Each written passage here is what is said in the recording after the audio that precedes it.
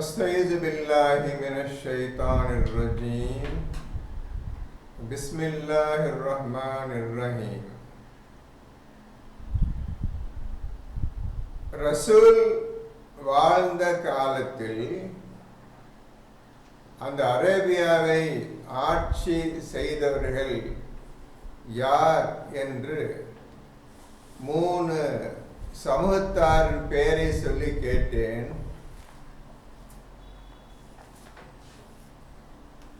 முடிந்தவரை நீங்கள் பதிலை போட்டு 1-2 பேர் பதிலை போட்டிருந்தீர்கள்.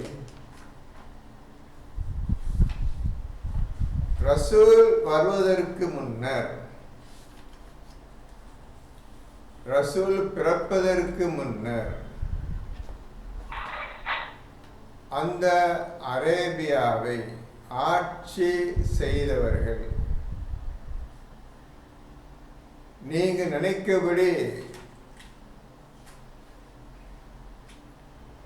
அல்லாஹ்வை வணங்குபவர்கள் என்று நினைத்து விடாதீர்கள். அந்த அரேபியர்களுக்கு அல்லாஹ் என்றால் என்னன்னு தெரியாது, எந்த விஷயம் அவர்களுக்கு தெரியாது. அங்கு வாழ்ந்த மக்கள் அனைவரும் 100% சிலை வணக்கம் செய்யக்கூடிய மக்களாகத்தான் வாழ்ந்திருந்தார்கள். ரசூல் பிறப்பதற்கு முன்னரே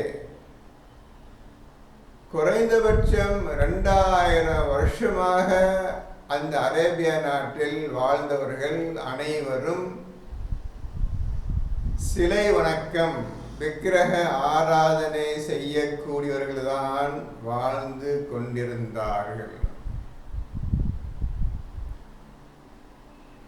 ஆரம்ப காலத்தில் நூஹ் காலத்திலிருந்தே சிலை வணக்கம் மட்டும்தான் இருந்தது. எல்லா நபிமார்களும் காலத்தில் சிலை வணக்கம் மட்டும்தான் இருந்தது. சிலைகள் பெயர்கள் நிறைய 13-15 பேர் குர்ஆனில் போட்டிருக்குது, நீங்கள் பார்த்து கொள்ளலாம். அந்த சிலையின் பெயர்கள், அவர்கள் விக்கிர ஆராதனை செய்தது, அந்த சிலைக்கு மதிப்பு கொடுத்தது எல்லாமே நீங்கள் குர்ஆனில் பார்க்கலாம். இப்ராஹிம் நபி வரையும் சிலைகள் தான். பின்னர் தாவூத், அதுக்கப்புறம் அதுக்கு பின்னர் வந்த மூசா நபி.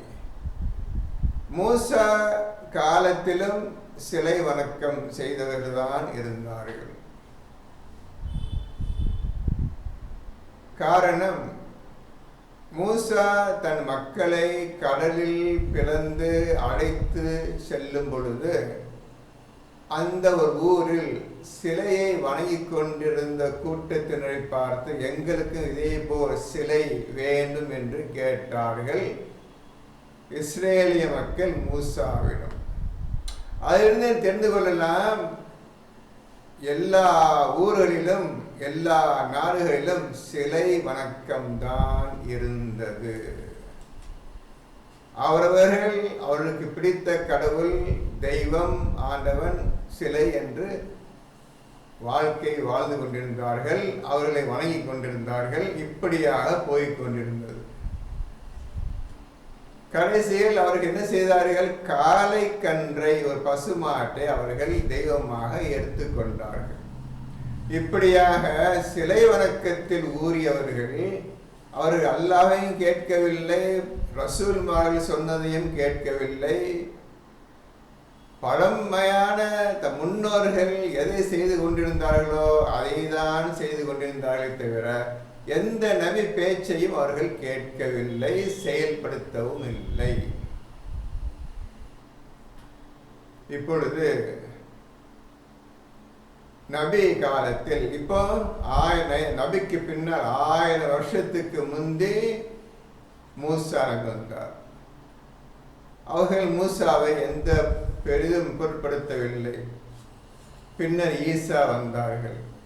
ஈசாவையும் அவர்கள் பொருட்படுத்தவில்லை. ஈசா நபி மூசாவுடைய கௌம் இஸ்ரேல் மக்களுக்காக தான் அல்லாஹ் தூதராக அனுப்பி வைத்தான் ஈசா நபி. அவர்கள் பேச்சையும் அவர்கள் கேட்கவில்லை. அவரே கடவுளாக்கிவிட்டார்கள். மேலும் பிதா, அம்மா, மகன் என்று 3 என்று கூறிவிட்டார்கள். அதுக்கு பின்னர் ரசூல் வந்தார். ரசூல் காலத்தில் அரேபிய மக்களுக்கு இஸ்லாம் என்றால் என்னன்னு தெரியாது, அல்லாஹ் என்றால் என்னன்னு தெரியாது, எதுவுமே தெரியாமல் வெறும் சிலைகளை மட்டும் வணங்கி கொண்டிருந்தார்கள். மாபெரும் பெரும்பெரும் சிலைகளை வணங்கி கொண்டிருந்தார்கள். அவளுக்கு இந்த விஷயமே தெரியாது. குறிப்பாக ஒரு பெரிய சிலை இருந்தது அரேபியாவில்.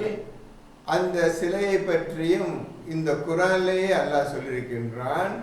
37வது சூராவில் 125 எடுங்க, 125, 37ல 125 எடுங்க.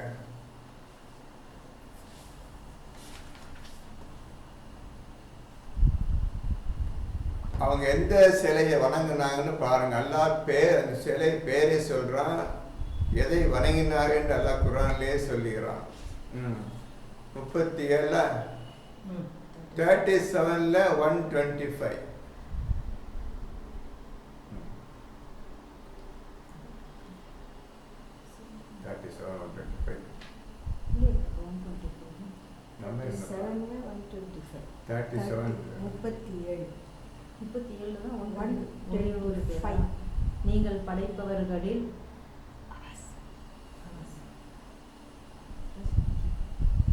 நீங்கள் படைப்பவர்களில் மிக சிறப்பானவைகளை விட்டுவிட்டு ஃபாலு வணங்குகிறீர்களா?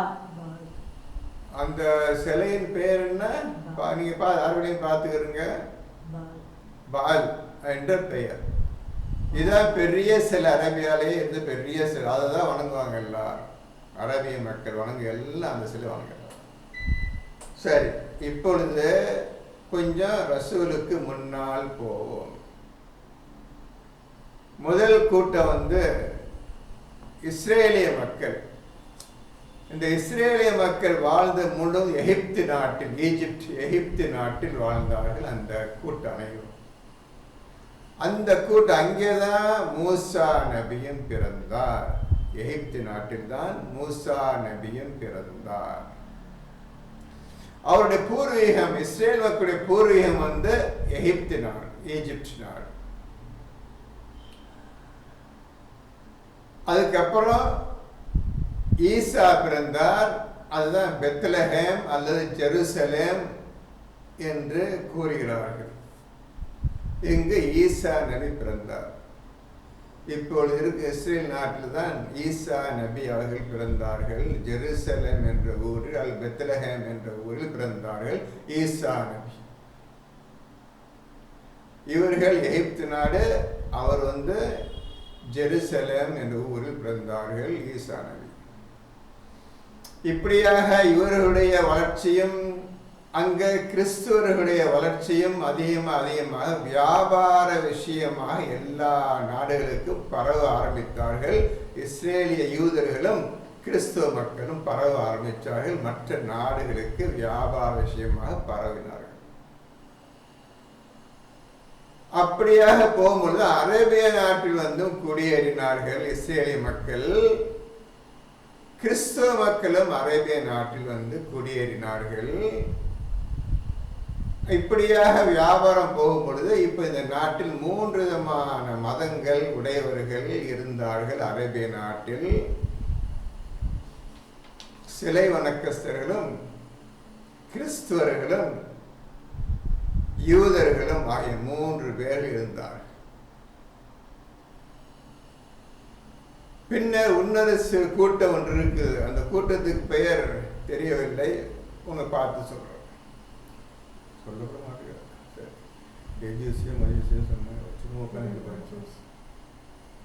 இதே மாதிரி இன்னொரு பேரோட மட்டும் இருக்கிறார்கள்.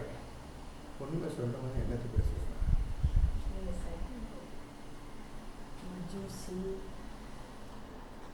இப்படியாக நிறைய பேர் இருந்தார்கள்ப்பா. இந்த கூட்டம் இருக்கும் பொழுதுதான் நபி அவர்கள் பிறந்தார்கள் அரேபிய நாட்டில். அப்பொழுது அரேபியா நாட்டில் பிறக்கும் பொழுது ரசூலுடைய தாயும் தந்தையும் எந்த இதில் இருந்தார்கள் என்று உங்களால் இப்பொழுது கேட்டால் சொல்ல முடியாது. அவர் எந்த வழியில் இருந்தார்கள்? ரசூலுடைய தாய் தந்தை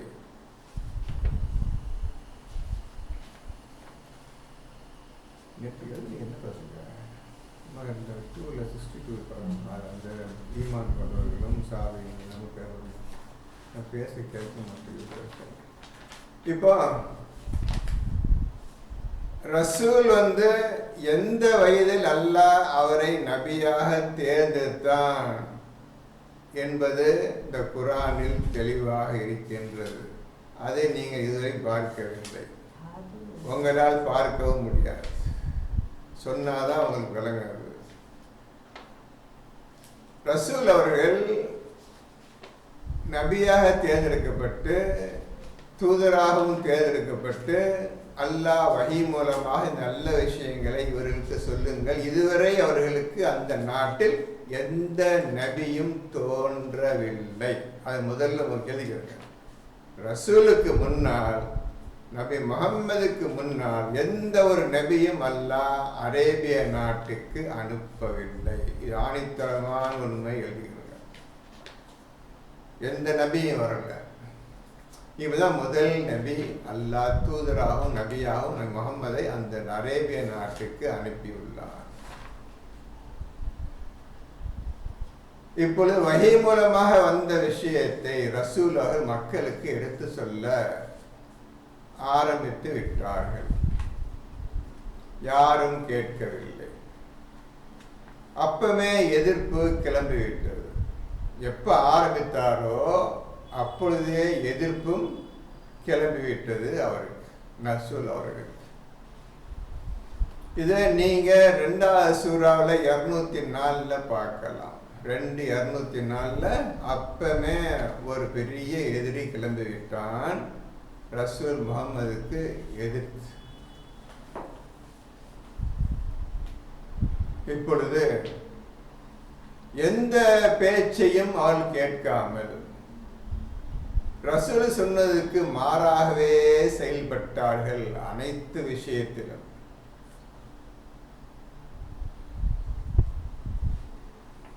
ரசூல் ஒன்று சொல்ல இவர்களும் எழுத ஆரம்பித்து விட்டார்கள். இதுவும் அல்லாஹ்விடமிருந்து வந்ததுதான் என்றும் பேச ஆரம்பித்து விட்டார்கள்.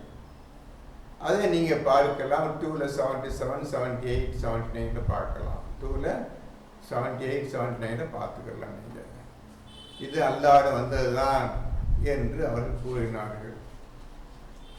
மக்களுக்கு எதுவும் புரியவில்லை. ஒருத்தன் பேசுறான், நானும் அல்லாஹ்விடம் கேட்டுதான் அவங்க சொல்றேன், நான் சொல்றதுக்கெல்லாம் அல்லாஹ்வே சாட்சி ஆக்குகிறேன் என்று 2:204 ஒருத்தன் சொல்றான் ரசூலுக்கு விரோதமாக. ரசூலும் சொல்லுகிறார், நான் அல்லாஹ்வுடைய தூதன், நான் சொல்ல அல்லாஹ் சாட்சியா பேசுகிறேன் என்று குர்ஆனை ஓதி காட்டுறாரு. வஹி மூலம் அறிவிக்கப்பட்டதை ஓதி காட்டுகின்றார். இப்பொழுது சொல்லுங்கள், நீங்கள் அந்த இடத்தில் இருந்தால் எதை நம்புவீர்கள்? அவரும் அல்லாஹ் பற்றி அல்லாஹ் தான் நான் தூதன், நான் சொல்வதெல்லாம் உண்மை, அல்லாஹ் தான் சாட்சியா இருக்கின்றான் என்று ரசூல் அவர்கள் பிரச்சாரம் செய்கின்றார்கள். இந்த மனிதனும் நான் சொல்வதுதான் உண்மைதான், அல்லாஹ்வே சாட்சியா சொல்றேன்னு இவனு சொல்றான். ரசூல் சொல்லுவதை யாரால் பின்பற்ற முடியாத கடினமான காரியங்கள் ஒவ்வொரு விஷயமும். ஆனால் இந்த மனிதன் சொல்வது உலகத்துக்கு ஒத்து போவது, மனிதர்களுக்கு அது பிடித்தும் போய்விட்டது. இப்படியாக ரசூலுக்கு எதிராக எல்லா விஷயங்களும் சொல்லப்பட்டன.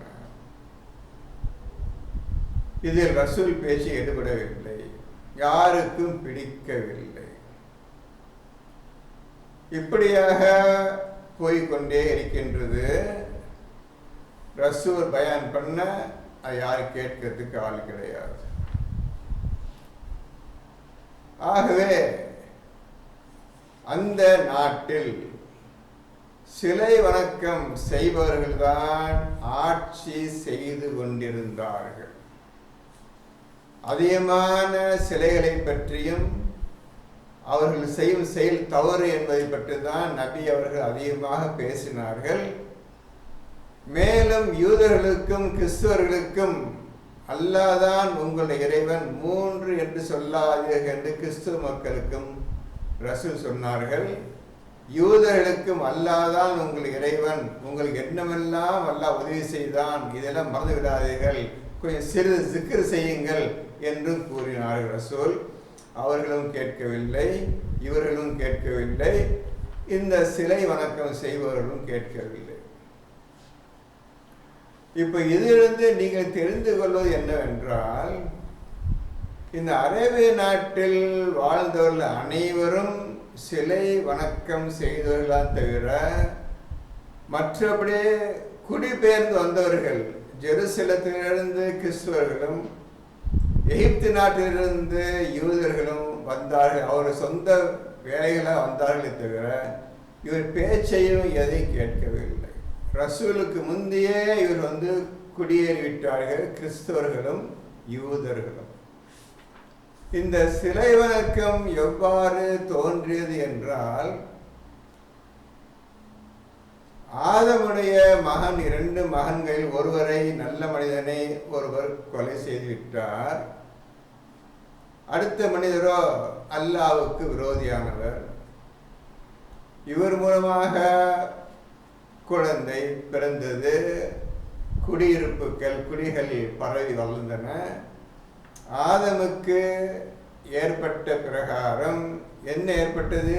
ஒரு பெண்ணை அல்லாஹ் ஆதமுக்கு மனைவியாக ஏற்படுத்தினான். அதை போல் ஆதமுடைய இந்த ஒரு மகனுக்கு, இவனுக்கு ஒரு மனைவி தேவை, இவருக்காக ஒரு பெண்ணை உண்டாக்கினான் அல்லாஹ். வேறு பெண்ணை கிடையாது, ஒரு பெண்ணை உண்டாக்கி இருக்க வேண்டும். அந்த பெண்ணுக்கு இவனுக்கு கல்யாணம், அவன் பிள்ளையை பெற்று, அந்த பிள்ளை பெண் பிள்ளை இருந்தால் அவனுக்கு ஒரு ஆணை அவன் உண்டாக்க வேண்டும். அவன் ஆணை பெற்றிருந்தால் அவனுக்காக ஒரு பெண்ணை உண்டாக்க வேண்டும். புரிஞ்சதோ? நல்லா புரிஞ்சுக்கிறங்க. அப்போ எத்தனை பெண்ணை எல்லாம் உருவாக்க பார்த்துக்கிறங்க. ஆதமுக்கு ஒரு பெண்ணு மனைவி, இந்த பையனுக்கு ஒரு பெண்ணு ஒரு மனைவி. அப்ப இவர்களுக்கு ஆணோ பெண்ணோ பிறந்திருந்தால் ஆணுக்கு ஒரு பெண்ணையும் பெண்ணுக்கு ஒரு ஆணையும் அல்லாஹ் உண்டாக்கி இருக்க வேண்டும். இதில் எந்த சந்தேகமும் கிடையாது. இனிமேல் தான் வளர்ந்து பெரியவர் நானப்போ தூர சொந்தமாகிவிட்டு அவர்களுக்குள்ள கல்யாணம் செய்து கொள்ளலாம். இவர் பெற்ற பிள்ளை அவருக்கும், அவர் பெற்ற பிள்ளை இவருக்கும் கல்யாணம் செய்து கொள்ளலாம். இப்படியாக ஆதமுடைய மக்கள், பனி ஆத் மக்களுடைய மக்கள் பரவியது, உலகம் முழுவதும் பரவியது. இப்போ உலகம் முழுவதும் மக்கள் பரவ வேண்டும் என்றால், ஒரு பையன் பிறந்து வளர்த்து 10 மாதம் 1 வருஷம் வச்சுக்கிறீங்க. இப்போ உலகம் ஒரு 1000 பேர் பெக்கணுன்னா 1000 வருஷம் ஆகாதா இல்லையா? ஒரு 1000 பிள்ளை வேணுண்டா 1000 வருஷம் வேணும். இந்த 1000 பிள்ளைய அந்த ஆதம்படி ஒரு மகன் பெற்றான் கிடையாது. அப்போ ஆண்டவன் நிறைய பெண்களையும் நிறைய ஆண்களையும் உண்டாக்கி இருக்க வேண்டும், ஜனத்தொகையை அதிகப்படுத்துவதற்காக. புரிஞ்சதா? சொல்றது புரிஞ்சதா? நல்லா புரிஞ்சுக்கிறீங்க. அப்ப இப்படிதான் போதுற முறை. ஒண்ணு சொல்லாமையே உங்க சொல்றேன், குர்ஆன்லாம் கிடையாது. அப்ப எப்படி அவனுக்கு ஒரு மனைவி வேணுமே? ஆதமுடைய மகன் ஒரு மகனை அவன் கொலை பண்ணிட்டான். இப்போ இவனுக்கு இப்போ இவன்கிட்டேருந்து பரவுது. யார்கிட்டேருந்து பரவு பார்த்துக்கிறங்க பிள்ளைகள். ஆதமுடைய மகன் அல்லாஹ்வுக்கு விரோதமான ஒருவன், அவன்கிட்ட இந்த ஜனத்தொகை பரவ ஆரம்பிக்கின்றது. ஆதம் பெற்றது 2, ஒரு நல்ல பையன். அந்த நல்ல பையன் இறந்து விட்டான். ஆகவே வழி தவறியன் அவன் மூலமாக தான் ஜனத்தொகை உலகம் முழுவதும் பரவ ஆரம்பித்தது. இதில் இவனுக்கு எப்படி இவனுக்கு நல்ல விஷயங்கள்லாம் தெரியும். இவனுக்கு இவன் பெத்த பிள்ளைக்கு நல்ல விஷயம் எப்படி தெரியும், இவன் மனைவிக்கு நல்ல விஷயம் எப்படி தெரியும், அல்லாஹ் என்ற இறைவன் எப்படி விஷயம் தெரியும், இவனுக்கு ஒன்றும் தெரியாது. ஆகவே கண்டதையும் எதையெல்லாம் பார்த்து பயந்தானோ அந்த பயத்தை எல்லாம் கடவுளாக ஆக்கிக்கொண்டே வந்திருப்பார்கள். இதுதான் கடவுள்கள், தெய்வங்கள், விக்கிரக ஆராதனைகள், சிலைகள் தோன்றிய விதம் இப்படித்தான்.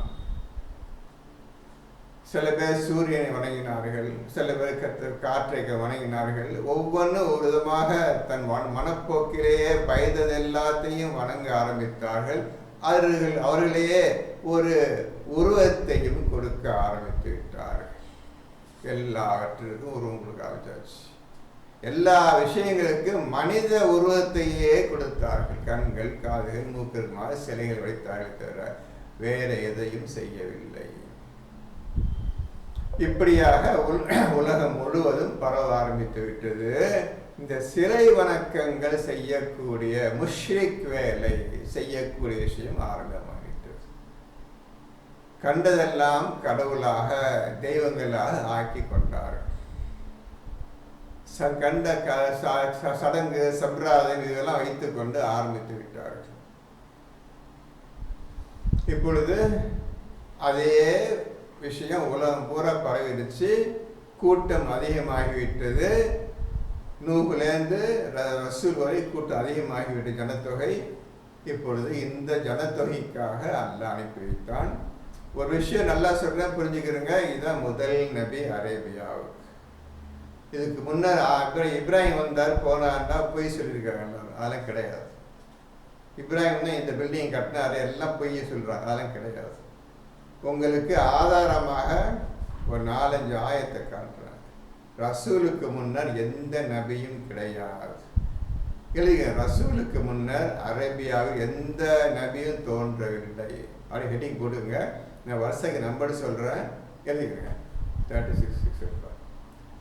36:6 எடுங்க.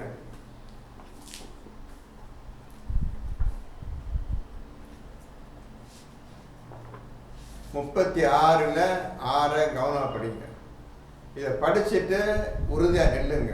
ஆமாம், ரசூல் தான் முதல் நபி, இந்த அரேபிய மக்களுக்கு அனுப்பப்பட்டவர், முதல் தூதர் அவர் தான்.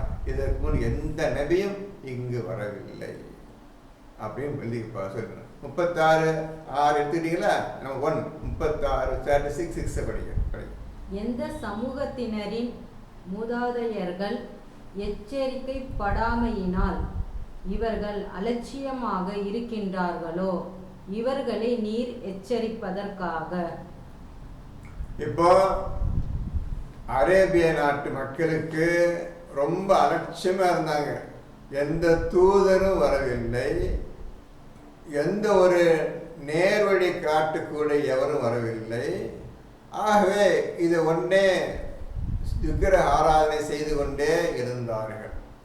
அச்சமூட்டி எச்சரிக்கை செய்யப்படாத எவரும் வராத இந்த நாட்டிலே நபியே நாம் உம்மை அனுப்பியிருக்கின்றோம். முதல் தடவையாக அச்சமூட்டி எச்சரிக்கை செய்வதற்காக.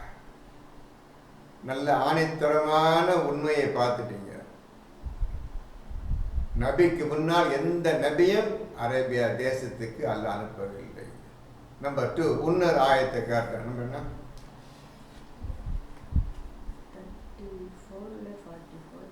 34:44.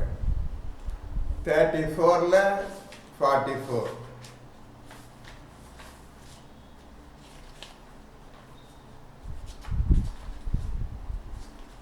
எடுத்துக்கிட்டீங்களா? 2வது ஆதாரம் என்ன ஆதாரம்? நபிதான் அரேபியாவுக்கு முதல் நபி என்பதற்காக ஒரு ஆதாரம் குரானிலிருந்தே காட்டுகிறேன், பார்த்து கொள்ளுங்கள். ஒவ்வொரு ஆதாரம் இருந்த இப்ராஹிம் வந்தாரு, அந்த பில்டிங் அவர் தான் கட்டினாருன்னு நிறைய பொய்கள் இருக்கின்றன. நீங்க புரிஞ்சுக்கிறீங்க. இப்போ படிங்க 34:44. எனினும் இதற்கு முன் நாம் இவர்களுக்கு இவர்கள் ஓதக்கூடிய வேதங்கள் எதையும் கொடுக்கவில்லை. உமக்கு முன்னர் நாம் இவர்களிடம் அச்சமூட்டி எச்சரிக்கை செய்பவரையும் அனுப்பவில்லை. பார்த்தீங்களா? நபியே உமக்கு முன் அல்லாஹ் ரசூல் உமக்கு முன்னர் அச்சமூட்டி எச்சரிக்கை செய்யக்கூடிய எந்த நபியையும் நாம் இந்த ஊருக்கு, இந்த நாட்டுக்கு அனுப்பவில்லை. நல்லா புரிஞ்சுக்கிறேன்னு, நல்லா புரிஞ்சுக்கிட்டாதான் இனிமேல் வரப்போகிற விஷயத்துக்கு நான் இதுக்கு மேற்கொள் காட்டி பேசுவேன். அப்போ இந்த இவங்க சொல்கிற அந்த கோயில் அழிஞ்சு போயிடும். சுற்றுறாங்கல்ல எழுதுகிற அழிஞ்சு போயிடும். அது ஒழுங்காக மனசை வச்சுக்கிட்டு பேசு பாருங்க, ஒதுக்கிட்டே வாங்க. இப்போ 2வது நம்பர், 3வது நம்பர் காட்டுறேன். 35ல் அடுத்த 3வது ஆதாரம் 35ல் 24 எல்லாம் எடுத்துக்கிறோங்க. முக்கியமான விஷயம் இப்போ வந்துருக்கு. நீங்கள் எல்லாரும் நீங்கள் ஒழுங்காக ஓதுனாதான் நீங்கள் தப்பிச்சிங்க. இல்லாவிட்ட நீங்கள் சிலை வணக்கம் செய்யக்கூடியவர்கள் தான் நீங்கள் இன்னைக்கு. அது சொல்லிடுறேன். இன்னைக்கு நீங்கள் சிலை வணக்கம் செய்யக்கூடிய மக்களாக தான் நீங்கள் இருக்கிறீங்க. இந்த சிலை கிடையாது, அதெல்லாம் கல்லான்னு இருக்கிறீங்க. அது எந்த சந்தேகம் அது வர ப்ரூவ் பண்ண போகிறோம் உங்களை பற்றி. இப்போ 35ல் 24 எடுத்துக்கிட்டீங்களா? இது 3வது ஆதாரம் படிங்க. நிச்சயமாக நாம் உண்மையை கொண்டு நன்மாராயம் கூறுபவராகவும் அச்சமூட்டி எச்சரிக்கை செய்பவராகவுமே அனுப்பியுள்ளோம். அச்சமூட்டி எச்சரிக்கை செய்பவர் வராத எந்த சமுதாயத்தவரும் இல்லை. இப்போ அரேபியாவுக்கு அனுப்பி இப்படி சொல்றான், அல்லாஹ் சொல்றான், அச்சமூட்டி எச்சரிக்கை செய்யப்படாத சமூகமே கிடையாது. எந்த மனிதன் எல்லா ஊருக்கும் எல்லா மக்களுக்கும் நபி அனுப்பியிருக்கின்றோம். அனுப்பப்படாத ஊரே கிடையாது. அப்ப எல்லா ஊர்களுக்கும் நபிமார்களை அல்லாஹ் அனுப்பியிருக்கின்றான். கடைசியாக இவரை அரேபியா நாட்டுக்கு மட்டும் அனுப்பல, அதையும் பூர்த்தி செய்து விட்டான். இப்போ ஒன்று 4வது நம்பர், 4th ஆதாரம் நம்பர் 4 நம்பர் என்ன? 5ல் 19, 5ல் 19. 5ல்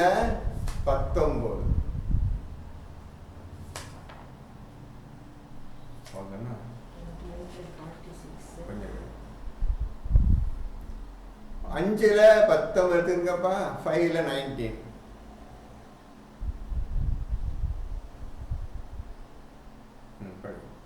வேதமுடையவர்களே, நிச்சயமாக ஈசாவுக்கு பின் இதுவரையிலும் தூதர்கள் வராது இடைப்பட்டிருந்த காலத்தில் நன்மாராயம் கூறுபவரும் அச்சமூட்டி எச்சரிக்கை செய்பவரும் ஆகிய எவரும் எங்களிடம் வரவே இல்லையே என நீங்கள் கூறாதிருக்கும் பொருட் இப்பொழுது உங்களுக்கு தெளிவாக எடுத்து கூற நம் தூதர் உங்களிடம் வந்துள்ளார். எனவே நன்மாராயம் கூறுபவரும் அச்சமூட்டி எச்சரிப்பவரும் உங்களிடம் நிச்சயமாக வந்துவிட்டார். இன்னும் அல்லாஹ் எல்லா பொருட்கள் மீதும் வல்லமை உடையவனாக இருக்கின்றான். இப்போ எல்லா நாடுகளுக்கும் ஊர்களுக்கும் மக்களுக்கும் அனுப்பியாச்சு. நாளைக்கு இந்த அரபி மக்கள் எல்லா ஊர்களுக்கும் நபிமார்களையும் தூதர்களையும் அச்சமூட்டி எச்சரிக்கை செய்யக்கூடிய தூதர்களை அனுப்பியிருந்தாய், எங்களுக்கு அனுப்பவே இல்லையே என்று நீங்கள் சொல்லாதிருக்கும் பொருட்டு. இப்படி நான் பேசக்கூடாது. எல்லா ஊருக்கும் அனுப்பிட்டப்பா உன்னை பற்றி சொல்றதுக்கு எங்களுக்கு யார் அனுப்பலை, அதுக்காக நான் எப்படி எங்கள் இஸ்லாத்து வர்றது என்று சொல்லாமல் இருக்கும் பொருட்டு இப்பொழுது அச்சமூட்டி எச்சரிக்கை செய்யக்கூடிய இந்த முகம்மது நபி அல்லாஹ் அந்த ஊருக்கு அனுப்பி வைத்து கடமையை பூர்த்தி ஆக்கிவிட்டான். எல்லா ஊர்களுக்கும் எல்லா மக்களுக்கும் தூதர்களும் நபிமார்களும் அனுப்பி வைத்த விஷயத்தில் அல்லாஹ் முழுமையாக்கி விட்டான். நல்லா புரிஞ்சுக்கிறங்க. ஃபர்ஸ்ட் நபி, ஃபர்ஸ்ட் தூதர் அரேபிய மக்களுக்கு.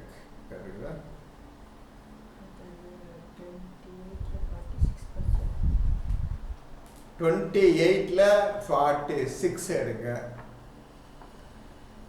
அது என்ன இருக்குன்னு பார்ப்போம். 28ல் 46 எடுத்துக்கிறேங்க.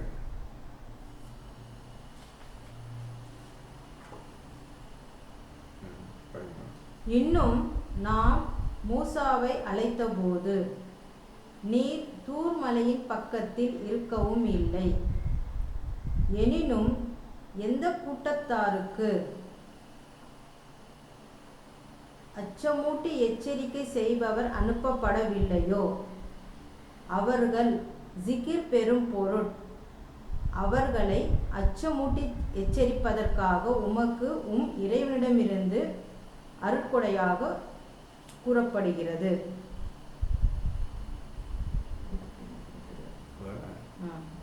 இப்போ இந்த நபியை இந்த ஊருக்கு அல்லாஹ் அனுப்பி வைத்திருக்கின்றான். அந்த தூர் மலையை உயர்த்தி இஸ்ரேல் மக்களுக்கு கித்தாபை கொடுத்தான். தூர் மலை. அப்போ நபியே அப்போ நீங்கள் இருக்கலை. உங்களுக்கு முன்னால் 1000-2000 வருஷத்துக்கு வந்த கதை, அது சரித்திரம், அது உங்களுக்கு சொல்லி காட்டுறேன். அதே மாதிரி இப்போ நீங்கள் இந்த ஊர் மக்களுக்கு, அரேபிய மக்களுக்கு அச்சமூட்டி எச்சரிக்கை செய்வதற்கென்று அது தூர் மலை உயர்த்தினதும், மூசாவுக்கு வேதத்தை கொடுத்ததும், மூசாவோட ஹிஸ்டரி முழுவதும் போடப்பட்டிருக்கின்றது.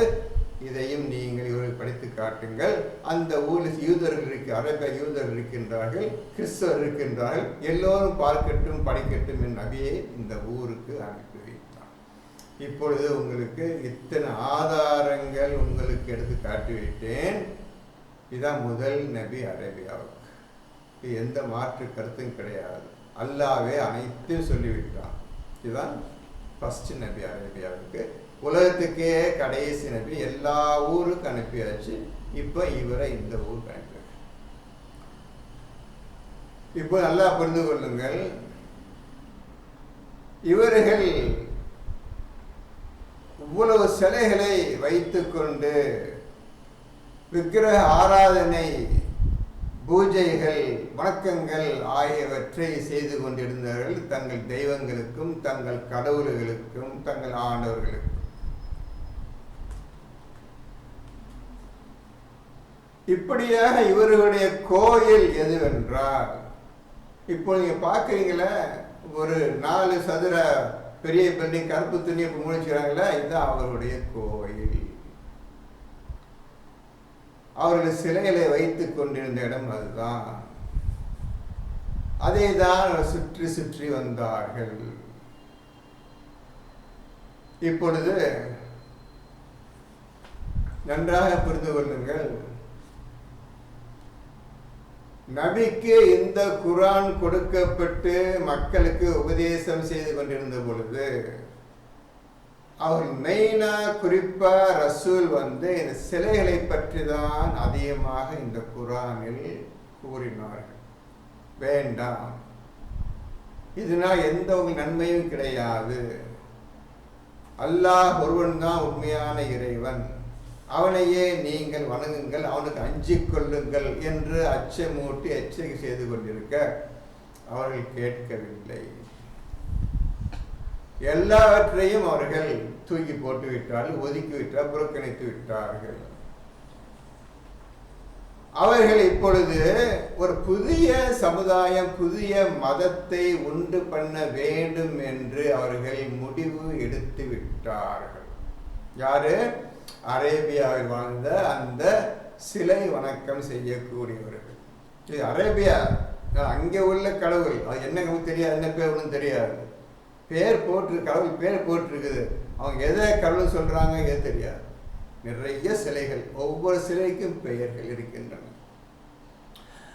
இப்பொழுது அவர்கள் முடிவு செய்துவிட்டார்கள், நாமும் கிறிஸ்துவ மதம் ஒன்று இருக்கின்றது, யூதர்கள் மதம் ஒன்று இருக்கின்றது, இன்னும் பல மதங்கள் இருக்கின்றன, இதோ சிலை வணக்கக்கூடிய மதம் ஒன்று இருக்கின்றது. இப்பொழுது வேறு ஒரு முறையை நாம் கையாள வேண்டும் என்று அவர்கள் முடிவு செய்தார்கள். யாரு? அரேபிய மக்கள். அதனால யூதர்கள் வணங்கி வந்த அந்த விஷயம் எங்களுக்கு வேண்டாம், கிறிஸ்தவர்கள் வணங்கிக் கொண்டிருக்கின்ற அந்த விஷயம் எங்களுக்கு வேண்டாம், இந்த முஹம்மது கொண்டு வந்தார் இந்த குர்ஆன், இதுவும் எங்களுக்கு வேண்டாம். நாங்கள் ஒரு புதிய வழியை ஏற்படுத்த போகின்றோம் என்று முடிவு செய்தார்கள். எங்களுக்கும் சிலைகள் வேண்டாம், வேறொரு புதிய மதத்தை நாங்கள் உண்டு பண்ண ஆசைப்படுகிறோம் என்று விரும்பினார்கள்.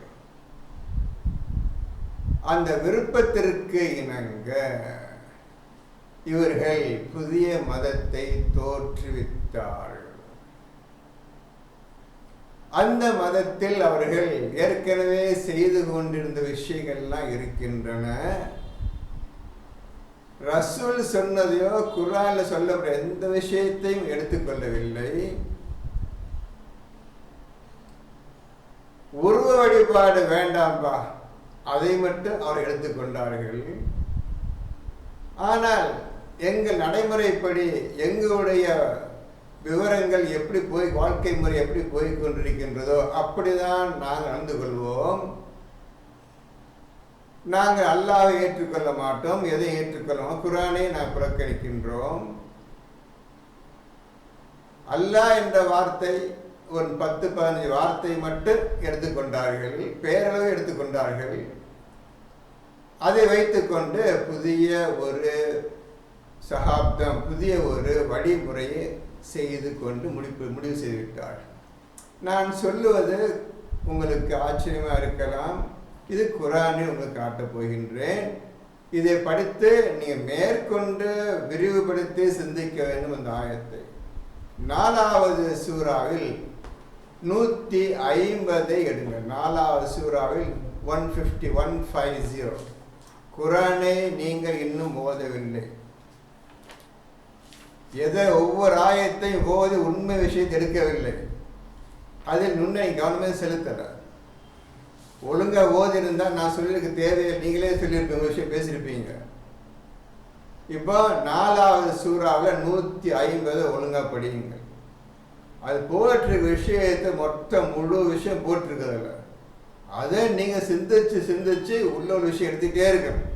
எப்படி இந்த மதம் உருவாகியது, இந்த புதிய மதம் எப்படி உருவாக்கினார்கள் என்பதை நீங்கள் தெளிவாக தெரிந்து கொள்ள முடியும். நீங்கள் ஒழுங்காக ஓதுவீர்கள். எடுத்துட்டீங்களா? 450 படிக்கிறேன், கேளுங்க.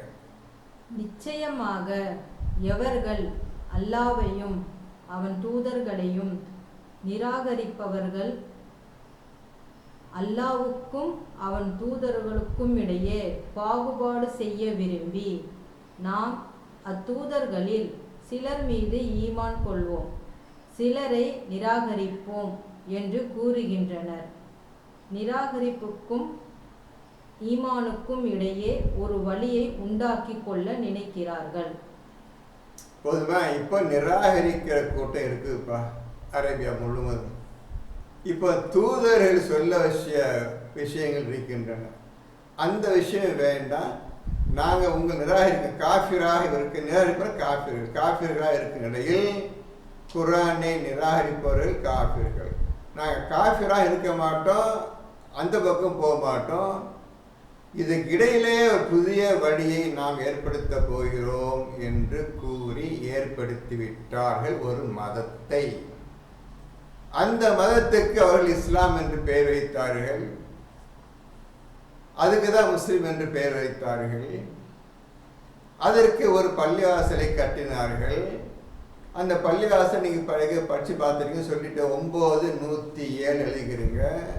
மஸ்ஜித் என்றால் பள்ளிவாசல், பில்டிங், ஒரு கட்டடம் கட்டினார்கள். இதான் நல்லதான் செய்யணும்னு சொன்னாங்க. 907 இது ஏற்கனவே கட்டப்பட்ட கோயில். இது அந்த இந்து மக்கள் விக்கிரக சிலை ஆராதனை செய்யக்கூடிய மக்களுக்காக கட்டப்பட்டது. இந்த கருப்பு போர்த்திய அந்த பில்டிங், அந்த பில்டிங்கை சுற்றிக்கிட்டே வந்தாங்க. அந்த காலத்துலேருந்து சுற்றுறதா அதை நிப்பாட்டிக்கல, இன்னைக்கு சுற்றிட்டு இருக்காங்க. இன்னைக்கு அதை சுற்றிட்டு இருக்காங்க. அந்த பில்டிங், அந்த 4 சதுர, அந்த உயரமாக 50 அடி உயரம், 50 அடி உயரம், அந்த பில்டிங்கை இன்னைக்கு சுற்றிட்டு இருக்காங்க. நீங்கள் உண்மையாளர் இருந்தால் உண்மையின் பக்கம் ஒழுங்காக திரும்பி வந்து விடுங்க. இல்லாவிட்டால் இப்போ அந்த பில்டிங்கை சுற்றிட்டுறாங்களே, அந்த கூட்டத்தை நீங்கள் இருக்கிறீங்க. இப்போ நீங்கள் ஏறக்குறைய அதை சிலை வணக்கத்துக்கு பதிலாக கல்லை வணங்கிட்டு இருக்கிறீங்க. நீங்கள் அதை புரிஞ்சுக்கிறீங்க. கல்லுக்குள்ளே ஒரு கல்லை வச்சு அதை முத்திட்டு இருக்கிறீங்க. அதை புரிஞ்சுக்கிறீங்க. இந்த கூட்டம் உலகம் பூரா பரவாயில்ல. இந்த கூட்டம் தான் உலகம் முழுவதும் பரவ ஆரம்பித்தது. 450 பிரகாரம் ஒரு தனி வழியை ஏற்படுத்தி கொள்ள வேண்டும் என்று முனைந்து ஏற்படுத்திவிட்டு அதற்குண்டான அவர்களுடைய கோயில் இருக்கிறது. அந்த கோயிலை எழுத சுற்றுவது, நிச்சயமாக கோயிலை சுற்றுவவர்கள் நீங்கள் பார்த்துருக்கிறீங்க. அதே அந்த காலத்திலேருந்து இந்த கோயிலை சுற்றி பூஜை செய்வதெல்லாம் வழக்கமாக உலகம் பூரா பரவி இந்தியா முழுவதும் நினைச்சிருக்கு. அல்லாவை வணங்கணும், அல்லாவுக்கு பயந்து கொள்ளணும், இவன் தான் உங்களுடைய இறைவன் என்ற 3 விஷயத்துக்கு எதுக்கு அதை போய் சுற்றிட்டு இருக்கணும்? அது என்னப்பா இருக்கிறதுல அந்த கல் மேலே அவ்வளோ ஈமான் கொண்டவர்கள் நீங்கள் இன்று இருக்கின்றீர்கள். இந்த கூட்டம் தான் பின்னால் பெருசு பெருசாக பரவி புது விஷயங்களையா சேர்த்து குர்ஆனை ஒழித்து கட்டிவிட்டு, ஒழித்து கற்றுதான் அவர்கள் நோக்கமாக இருந்தது. ஒழித்தும் கட்டிவிட்டால் இன்று குர்ஆன் இல்லை. அந்த அரேபிய நாட்டு இன்று குர்ஆன் கிடையாது. குர்ஆன் இல்லாத புதிய விஷயங்களை வைத்து இன்று உலகம் முழுவதும் பொய் பிரச்சா, இதுதான் இஸ்லாம், இதான் ரசூல் சொன்னது என்று உலகம் முழுவதும் அவர்கள் பரப்பிவிட்டார்கள். இது மக்களுக்கு பிடிச்சு போயிடுச்சு. இது ரொம்ப ஈஸியாக நல்லா இருக்குது, அங்கே போய் எழுதி சுற்றிட்டு வந்துடலாம், அதுக்கப்புறம் இது அது செஞ்சுட்டு போயிடலாம். சடங்கு சம்பிரதாயத்திலேயே ஏற்கனவே செய்து கொண்டு அதே விஷயத்தை இன்னும் மாடிஃபை பண்ணி அல்ட்ரா மாடர்ன் ஆக்கி இன்னைக்கு சிலை வணக்கத்துக்கு பதிலாக கல்லை வணங்கும் கூட்டத்தினர்கள் இந்த ஷாஃபி, ஹனஃபி, மாலிகி, ஹம்பலி, அஹ்மதியா, காதியானி, ஷியா, சுன்னி என்று இவ்வளவு பேரை வைத்து கொண்டு இன்று வேகமாக போய்கொண்டிருக்கின்றது. அந்த சிலை வணக்கம்தான் இன்று வரை நடந்து கொண்டிருக்கின்றது. அல்லாஹை ஒழித்தார்கள், ரசூலை ஒழித்தார்கள், குர்ஆனை ஒழித்து கட்டினார்கள் இந்த அரபிகள். இன்னைக்கு சிலை வணக்கம் தான். சிலையை தவிர மற்ற எல்லாத்தையும் நீங்கள் வாங்கிட்டு இருக்கிறீங்க. அல்லாஹ் என்னன்னு தெரியாது உங்களுக்கு. அதை கேட்டேன், அல்லாஹ் ஒன்றும் தெரியாது. அல்லாஹ் தான் இறைவனா அது சொல்லி தெரியாது. நீங்கள் வேண்டாம், ரசூல் இருக்கும்போதே 4வது சூறா இறங்குது. நல்லா புரிஞ்சு, 4வது சூறா இறங்குது. இந்த 4வது சூறாவிலேயே மாறிட்டாங்க எல்லா அரபியெல்லாம் வாங்கி விடக்கூடாது, நம்ம புதிய ஒரு மதத்தை ஏற்படுத்தி கொள்ள வேண்டும் என்று ஏற்படுத்தி விட்டார்கள். அந்த கூட்டம் அன்னைக்கு ஆரம்பித்த கூட்டம் தான் இன்னைக்கு உலகம் முழுவதும் சிலை வணக்கத்தை வேகமாக செய்து கொண்டிருக்கின்றார்கள். சிலைக்கு பதிலாக கல். அந்த கல் 50 அடி உயரம், அதில் கருப்பு துணியை போர்த்திக்கிட்டு போர்த்தி வச்சாச்சு. இதை சுற்றிக்கிட்டு இருக்காங்க. அன்னைக்கு செஞ்ச ரசூல் வர்றதுக்கு முந்தி 1000 வருஷம் 2000 வருஷத்துக்கு முந்தி என்ன செய்து கொண்டிருந்தார்களோ அதை தான் ரசூல்களுக்கும் செய்து கொண்டிருந்தார்கள். ரசூல் மௌத்தான பிறகு செய்து கொண்டிருக்கின்றார்கள். இன்று உலகம் முழுவதும் பரவிவிட்டது இந்த கலாச்சாரம். இதனால்தான் குர்ஆன் ஒண்ணுமே தெரியாமல் போய்விட்டது. அது நல்லா இருக்குது. குர்ஆன்ல என்ன முக்கியமான விஷயம் என்ன சொல்றாங்க? அல்லாஹ் இந்த மாதிரி நீங்க செய்யணும், தர்மத்தை எடுத்துக்கிட்டா தர்மம் உங்களால் செய்யவே முடியாது. அல்லாஹ் சொல்லிடுற பிரகாரம் அல்லாஹ் வணங்குறதோ, சுஜூது செய்கிறதோ, ருக்கு செய்கிறதோ, ஜிக்ர் பண்ணுறதோ, சலாத்தை நிறுத்துறதோ, வணங்கு எதுவுமே செய்ய தெரியாது, செய்ய முடியாது. அப்படி ஒழித்து கட்டிவிட்டு நான் சொல்லுகிறேன் என்று ஆரம்பம் செய்தான். ஆரம்பத்தில் முதல் ரசூல் இறந்து 200 வருஷம் கழிச்சு புகாரின் ஒரு 1ஆம் நபர் ஐக்கியம் வந்தான். அவர் யூதன், குர்ஆன் எல்லாம் மனப்பாடம் வச்சிருந்தான். வந்தான் ரசூல் 200 வருஷம் கழிச்சு வந்தான். வந்து ரசூல் காலத்திலேயே அவர்கள் எழுத ஆரம்பித்து விட்டார்கள். நீ குர்ஆன் சொல்லுகின்றாயா? இதோ நான் எழுதுகிறேன், எழுதிட்டு மக்கள் இது அல்லாஹ் வந்ததுதான் என்று காட்டுகிறேன் என்று எழுத ஆரம்பித்தார்கள். ரசூல் இருக்கும் பொழுது அந்த பேப்பர்ஸ் அந்த விஷயத்தை எல்லாம் கலெக்ட் பண்ண யாரு? புகார். இப்போ உதாரணத்துக்கு காட்டு 2வது சூறாவில் 77 வச்சுருக்கேன். ரொம்ப முக்கியமான விஷயம். எந்த சரித்திர புத்தகத்தையும் பார்க்கல, படிக்க தேவையே கிடையாது. அவ்வளோ குர்ஆன்லேருந்தே எடுத்துக்காட்ட பாருங்க. இதெல்லாம் எல்லா விஷயங்களும் குர்ஆனிலே தெளிவாக நான் விவரித்திருக்கின்றோம் சொல்றானே, அதை உண்மைப்படுத்த நீங்க. அது உண்மைப்படுத்தினா ஆமா இந்த இறைவன் தான் உண்மையான இறைவன் முடிவுக்கு வருவீர்கள். அதை கேட்டவங்கள்ட்ட அல்லாஹ் தான் உண்மையான இறைவன் நிரூபிப்பீர்களான்னு கேட்டேன். குரானை ஓதல் நீங்கள் உங்களால் நிரூபிக்க முடியாது. இப்போ நான் சொல்லுறேன், சுலபமாக சொல்லிடுறேன். எந்த ஹிஸ்ட்ரி புக்கும் படிக்கலை, எந்த ஹிஸ்டாரியன் விஷயம் கேட்கல. அவ்வளோ குரானில் எல்லா விஷயங்களையும் நான் தெளிவாக இந்த குரானில் விளக்கியுள்ளோம்னு அண்ணன் சொல்கிறாங்க. அதை பிடிச்சேன்னா அல்லாஹ் சொன்ன உண்மையான வாக்கு உங்களை பேசுறதெல்லாம் அதில் எடுத்தது தான். நான் சொல்ல குரானே கிடையாது. ஆனால் உங்களுக்கு விஷயம் சொல்லி அதுக்கு ஆணித்தரமாக ஆயத்தை காட்டும் பொழுது உண்மைதான் என்று இப்போ நீங்கள் ஒத்துக்கொண்டு வருகிறீர்கள். இப்போ 2வது சூறாவில் 77 இருக்குது, 78 பாடத்தை எடுத்துக்கப்பா. 70 படிங்க. மேலும் அவர்களில் எழுத்தறிவில்லாதோரும் இருக்கின்றனர், கட்டுக்கதைகளை தவிர வேதத்தை அறிந்து வைத்திருக்கவில்லை. மேலும் அவர்கள் வீண் கற்பனை செய்வோர்களாக அன்றி வேறில்லை. இந்த மாதிரி எழுத ஆரம்பிச்சிட்டாங்க, கற்பனை செஞ்சு எழுத ஆரம்பிச்சிட்டாங்க.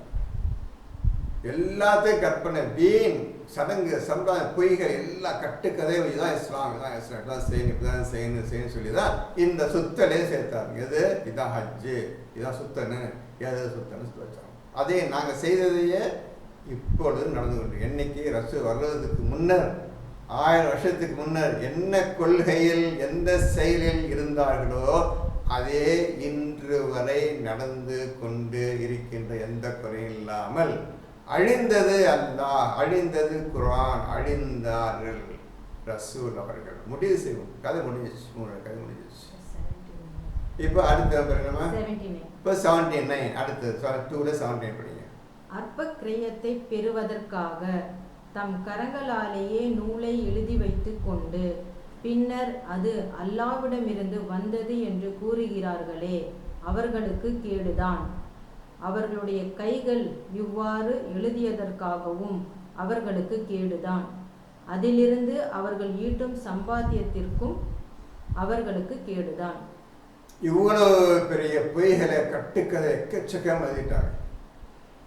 நான் ஒரு பள்ளியாச பேசுகிறவங்க கேட்டேன். ஹதீஸ் மொத்தம் குரானில் மொத்தம் 6235 ஆயத்துக்கள் இருக்கின்றன. ஹதீஸ் எத்தனை ஹதீஸ் இருக்குன்னு கேட்டேன். அவர் சொன்னார் 3 லட்சம் தாண்டிடுச்சுன்னு சொன்னார். 4 லட்சத்துக்கு கொண்டாண்டான ஹதீஸு அவரே சொல்ற பள்ளியாச பேச சொல்கிறார். உடனே நான் படிச்சே கிடையாதுங்க, இந்த மாதிரி கதை கதையாக போட்டிருக்குது, என்னமோ நாங்கள் எல்லாம் பேச உட்காந்து வாழ்க்கை போயிட்டு இருக்குன்னு அவரே சிரிச்சுக்கிட்டே சொல்கிறார். பார்த்தீங்களா, இந்த பொய் தான் உங்களுக்கு நல்லா பிடிச்சிருச்சு. இதான் உங்களுடைய குரான் கிளாஸ். படிக்க 3 வருஷம் படிக்கிறீங்கள, பணத்தை கிட்ட ஆயிரக்கணக்கான பணத்தை கிட்ட படிக்கிறீங்களா, இந்த பொய்யை கிடையாது. படித்தவங்களுக்கு ஆலயம் பணம் தரலாம். இதுதான் ஆலயம், புரிஞ்சுக்கிறீங்க. ஆலயம் என்றால் எல்லாம் அறிந்தவர், புரிஞ்சுக்கிறீங்க. இதில் பொம்பளை ஆலயம், ஆம்பளை ஆலயம், புரிஞ்சுக்கிறீங்க. இப்போ எல்லாரும் மக்களே புரிஞ்சுக்கிறீங்க. எல்லாம் குரான் காலேஜ் பாப்பா கேள்விப்பட்டிருப்பீங்க. என் பிள்ளை ஆலிம் பட்டம் படிக்குது, அந்த பட்டம் படிக்குது அப்படி சொல்கிறாங்க, கேள்விப்பட்டிருப்பீங்க. இதுதான் இந்த பாடம், பொய்யை படிக்க வேண்டியதுதான். குரான்லேருந்து ஒரு வார்த்தை கூட தெரியாது. ஆலிமோ ஒரு வார்த்தை தெரியாது. இப்போ ஒவ்வொரு விஷயம் சொல்கிறவருக்கு எந்த புத்தகத்தையும் படிக்காமல் அல்லாஹ் சொன்ன வார்த்தை முழுமையாக நம்பி எல்லா விஷயங்களையும் நான் தெளிவாக விளக்கி உள்ளோம்னு சொல்லிட்டானே, அந்த வார்த்தை நம்பினேன், அதில் உறுதியை நின்றேன். ஆண்டவன் அறிவிச்சு கொடுத்தா உங்களுக்கு சொல்லிட்டு இருக்கிறேன். உங்களுக்கு எவ்வளோதான் தள்ள ஏறுதோ யாருக்கு தெரியாது, எவ்வளோ மனசை பதியுதோ போய் எனக்கு தெரியாது, எவ்வளோதோ ஈமான்குள்ளே போய் எனக்கு தெரியாது. சொல்லிட்டு கேட்டுக்கோங்க.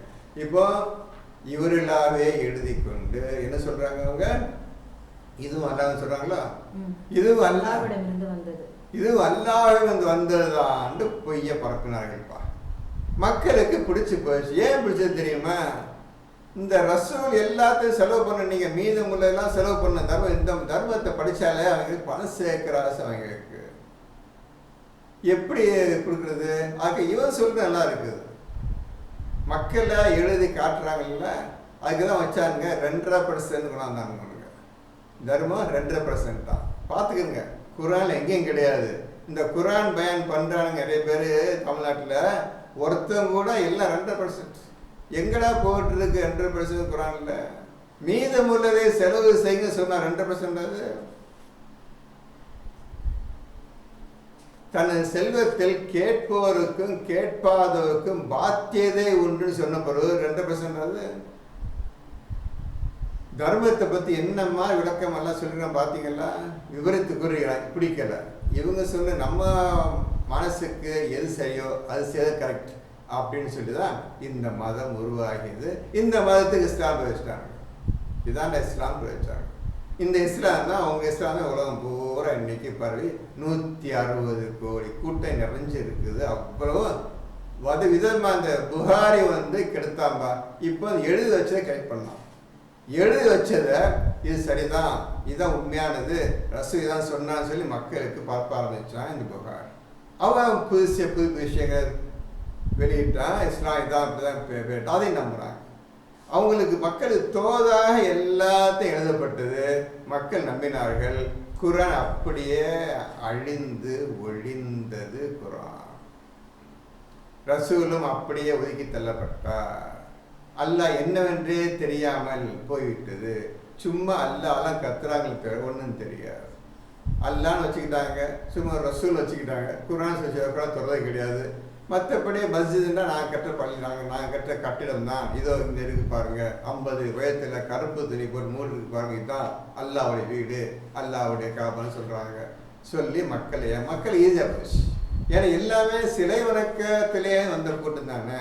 அதனால் சிலை வணக்கம் தொடர்ந்து 100 ஆரம்பித்து இன்னும் முகமது முடிஞ்சு போயிட்டாரு. இன்னும் சிலை வணக்கம் ஜோராக போயிட்டு இருக்குது. யாருமே குர்ஆன் படி இந்த வாழ்க்கையை அமைத்து கொள்ளவில்லை. பின்னர் அவன் அந்த புகார் இருந்தது முதல் வால்யூம், 2வது பதிப்பு, 3வது 5-6 வால்யூம் போட்டாங்க. அவரு கதையை குர்ஆன் விட்டாச்சு. இந்த புகார் எழுதின விஷயத்த எழுதி புத்தகமாக விற்று அதை சம்பாதிச்சிருக்காங்க. 77 வச்சுருப்பீங்க. 279 இதை புத்தகம் போட்டு இதில் சம்பாதிச்சு சந்தோஷம் வாழ்ந்துருக்காங்க. ஹதீஸ் புக்கே குர்ஆன் விட்டாச்சு. கதைகளாக ஒவ்வொருத்தனும் வாய் வந்தமான கதை. அதுக்கப்புறம் தான் கொஞ்சம் கழிச்சு முன்னேறத்தேன் யார் வந்தது, இமாம்னு சொல்லிட்டு ஒருத்தன் வந்தான். அவன் பேர் ஷாஃபி இமாம், அது பெரிய இமாம். அவனுக்கு வாயிறது சொன்னான். அவன் பேச்சை கேட்டு அவன் பக்கம் சில கூட்டம் போணுச்சு. நாங்கள் ஷாஃபி மத்ஹப், ஷாஃபி கூட்டத்தை சேர்ந்தவர். இன்னொருத்த பார்த்தா எனக்கே ஒரு கூட்டத்தை ஏற்படுத்த சொல்லுவான். அனைத்து ஒருத்தன் வந்தான். இவன் பெரிய இமாமா. அவங்க மாற்றினான். இது சில படிமுறைகள் அப்படி இப்படி எல்லா ஆக்ஷனும் செயலில் காட்டினான். அதை நம்பிக்கிட்டு சில போனாங்க. அந்த கூட்டத்தை ஹனஃபி கூட்டம். இந்த மாதிரி மாலிக்னு ஒருத்தன் வந்தான். இன்னொருத்த ஹம்பலி ஒருத்தன் வந்தான்.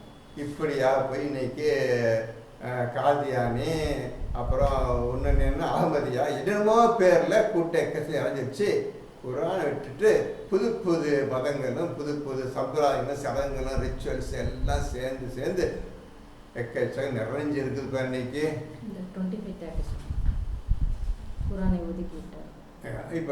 இப்போ என்னாச்சு, கடைசியில் ஒன்றும் முடியல. எல்லாம் பொறுத்து பார்த்தா ஒன்றும் நடக்கலை. இப்போ நடந்துட்டு இருக்கும்போது அவன் 179 சொன்னால், நான் மனித ஜின்களையும் மனிதர்களையும் நரகத்திற்காகவே படைத்திருக்கிறோம் சொல்லிட்டு வழி கிடையாது. இவங்க திருந்த மாட்டாங்க, இவங்க ஒழிச்சு கட்டினா சரியா போகும்னு சொல்லி 7-179 7ல் 179 எடுத்துக்கிறேங்க. அதில் முதல் வரியை படிக்க புரிஞ்சுக்கிறீங்க. நீங்கள் புரிஞ்சுக்கிறீங்க. நிச்சயமாக நாம் ஜின்களில் இருந்தும் மனிதர்களில் இருந்தும் அநேகரை நரகத்திற்கென்றே படைத்துள்ளோம். கதை புரிஞ்சிச்சு. நீங்க அநேகரை என்றால் அனைவரும் தான் அர்த்தம். பெரும்பாலோர் என்றால் அநேகர் தான் அர்த்தம். ஏன் சொல்றேன்னு கேட்டா, எவனா ஒருத்தனை காட்டுக்கு பார்ப்போம். இல்லை நான் குர்ஆன் பழந்துட்டு இருக்கிறேன், முற்றிலும் இஸ்லாத் அல்லாஹ் சொன்னமா இஸ்லாத் இருக்கேன்னு ஒருத்தன் சொல்ல பார்ப்போம். அது பெரும்பாலும்னு சொன்னாலும் நரகவாசிதான், நீ அனைவரும் சொன்னாலும் நரகவாசிதான். புரிஞ்சதா? ஒருத்தன் கிடையாது, இன்னைக்கு ஒருத்தன் கிடையாது. ஏன் சொல்றேன்னு கேட்டா, அல்லாஹ் இப்படி சொல்றான், அநேகரை பெரும்பாலானரை.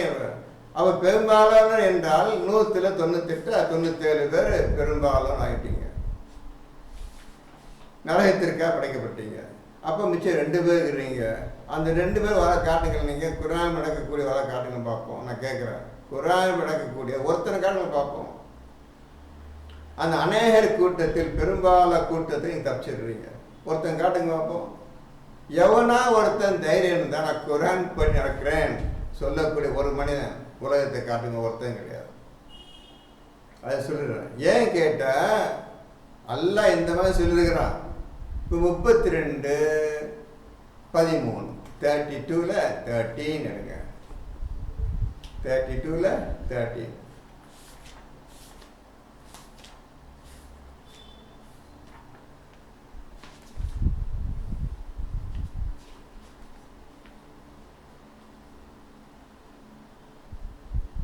32ல் 30 எடுங்க. மேலும் நாம் நாடி இருந்தால் ஒவ்வொரு ஆத்மாவிற்கும் அதற்குரிய வழியை நாம் கொடுத்திருப்போம். நாம் நாடி இருந்தால் எவனா ஒருத்தன் யாரெல்லாம் எனக்கு இந்த குர்ஆன் சொல்லித்தா நான் நேர் அடையணும் அப்படி கேட்டு இருந்தால் நான் அவன் போய் நாடி இருப்பேன். நான் சொல்லியிருப்பேன். நாடி இருந்தால் ஒவ்வொரு மனிதனுக்கும் சொல்லி கொடுத்துருப்பேன். மொத்தம் எல்லாத்துக்கும் சொல்லி கொடுத்து எல்லாம் எடுத்துக்கிற சொல்லல, ஒவ்வொரு மனிதனுக்கும் நான் விடையை காட்டியிருப்பேன். ஆனால் நான் நிச்சயமாக நரகத்தை ஜின்களையும் மனிதர்களையும் ஆகிய யாவரையும் கொண்டு நிரப்புவேன் என்று என்னிடமிருந்து முன்னரே வாக்கு வந்துள்ளது. இப்போ இதுல அனைவரும் பெரும்பாலான போயிடுச்சு. யாவரையும் கொண்டு ஜின்களையும் மனிதர்களையும் கொண்டு நரகத்தை நிரப்புவேன் என்ற வார்த்தை ஏற்பட்டு விட்டது. மாற்ற முடியாத வார்த்தை. புரிஞ்சுதான்? இப்போ எல்லோரும் ஆகிட்டு இருக்கு. 7வது சூரா சொல்லி பார்த்தான், கேட்கல. இப்போ மொத்தம் எல்லாரையும் நான் போட்டு சொல்லிட்டான். அது வாக்கு நிறைவேறுச்சு. இப்போ அது மட்டும் இல்லை. இப்போ ரசூல் என்ன சொன்னார், நாளைக்கு என்ன சொல்ல போகின்றார்? நபியை அல்லாஹ் விசாரிப்பான். நபியே நீங்கள் என்ன சொன்னீங்க, மக்கள் என்ன சொன்னார்கள் என்று ரசூலை விசாரிப்பான் கியாமத்து நாள் என்று. அப்பொழுது நபி என்ன சொல்கிறார், அதை கவனிங்கள். அதை நீங்கள் பார்த்தீங்கன்னா ஆமாம் எல்லோரும் நரகவாசிகள் தான் என்பதை தெளிவாக நீங்கள் புரிந்து கொள்வீர்கள். 25-30 25-30 என்னுடைய இறைவா, நிச்சயமாக என் சமூகத்தார் இந்த குர்ஆனை முற்றிலும் புறக்கணித்து ஒதுக்கி விட்டார்கள் என்று தூதர் கூறுவார். நாளைக்கு இதான்ப்பா ரசூல் ஸ்டேட்மெண்ட் தான். நம்மளை பற்றி எல்லாம் விசாரிக்கும் பொழுது, நபியே இந்த கூட்டத்தை பற்றி என்ன சொல்கிறீங்க, நீங்கள் உங்களுக்கு மதிப்பு கொடுத்தாங்களா, உங்கள் குர்ஆனை ஏற்றுக்கிட்டாங்களா என்று கேட்கும் பொழுது நபி இவ்வாறு சொல்லுவார், என் இறைவா, என்னுடைய ஜனங்கள் அரேபிய ஜனங்கள் இந்த குர்ஆனை முற்றிலும் புறக்கணித்து ஒதுக்கிவிட்டார்கள் என்று நபி அவர்கள் அல்லாஹ்விடம் கூறுவார்கள் உங்களை பற்றி. இப்பொழுது என்ன புரிஞ்சுக்கிட்டீங்க? விக்கிரக ஆராதனை, சிலை வணக்கம் நிரந்தரமாக நிலைத்துவிட்டது அரேபிய நாட்டில் இன்று வரை. அன்னைக்கிற இன்று வரை ரசூல் இருக்கும்போது சிலை வணக்கம்தான், ரசூல் பிரச்சாரம் பண்ணும்போது சிலை வணக்கம்தான். ரசூல் போய் 1446 வருஷம் எழுதிச்சிங்க, இன்னைக்கு வரை சிலை வணக்கம். சிலைகள் உருவம் இல்லாமல் கல்லை வணங்கக்கூடிய மக்களாக மாறிவிட்டீர்கள். அந்த கல் மேலே அவ்வளவு முகப்பது வச்சுக்கிட்டீங்க. அந்த கல் சுற்றி வாங்க, கல்லுக்குள்ள ஒரு கல்லை வச்சு அந்த கல்லை முத்தம் கொடுக்குறது. என்னப்பா இந்த மாதிரி ஒரு ஷிர்க், இந்த மாதிரி ஒரு தேவையற்ற அனாச்சாரமான மோசமான செயலை இறங்கிட்டாங்க பார்த்தீங்கன்னா. சொல்ல கல்லை போய் முத்தம் கொடுக்கணுமா? அது பெரிய இஸ்லாத்து முக்கியமான கல்லாம் அது. அப்போ அந்த கல், கட்டின கல், அது இப்போ கருப்பு போரை போர்த்தி வச்சுட்டு அதை சுற்றுறது கேட்டால் அல்லாவுடைய வீடாகுது. இப்படியே இதான் இப்படியே பொய் சொல்லி மாற்றணும். எல்லாரும் மாற்றினாங்கப்பா. அது நிலச்சிது, சந்தோஷமாக இருக்குது. சடங்கு சம்பிரதாயத்தை போனால் எங்கள் ஈஸியாக இருக்குது, எல்லாம் இருக்குது வணங்குறது. இது ரசூல் சொன்ன மாதிரி எல்லாம் பார்க்க முடியாது, உருவம் கிடையாது, நீங்கள் எல்லாம் நம்பன்னு இப்படி சொன்னேன். எங்கே போய் நம்புறது, எங்கே ஒத்து சொல்லி ஒதுக்கிட்டாங்க. அதே ஒதுக்கி கூட இன்னைக்கு நீங்கள் அனைவரும் அன்னைக்கே ஒரு 200, 300, 1000 வந்திருப்பாங்க ரசூல் காலத்தில். இன்னைக்கு 160 கோடி மக்கள் இருக்கிறாங்க. 1.6 பில்லியன் பீப்புள் இன்னைக்கு இருக்கிறாங்க. என்ன சொல்ல போறீங்க? இந்த கூட்டம் தான் ஷாஃபி, ஷியா, சுன்னி, ஹன்னி எல்லாம் மாறி புது புது பேர் வைத்துக்கொண்டு இஸ்லாத்துக்கு விரோதமாக நடந்துக்கணும், குரானுக்கு விரோதமாக நடந்துக்கணும், ரசூலுக்கு விரோதமாக நடந்துக்கணும், இஸ்லாத்து வந்துடக்கூடாது, இதை நாங்கள் செய்யலாம் இஸ்லாம் என்று மாற்றிக்கொண்டார்கள். இப்படியாக போய்கொண்டிருக்கின்றது இன்று வரை.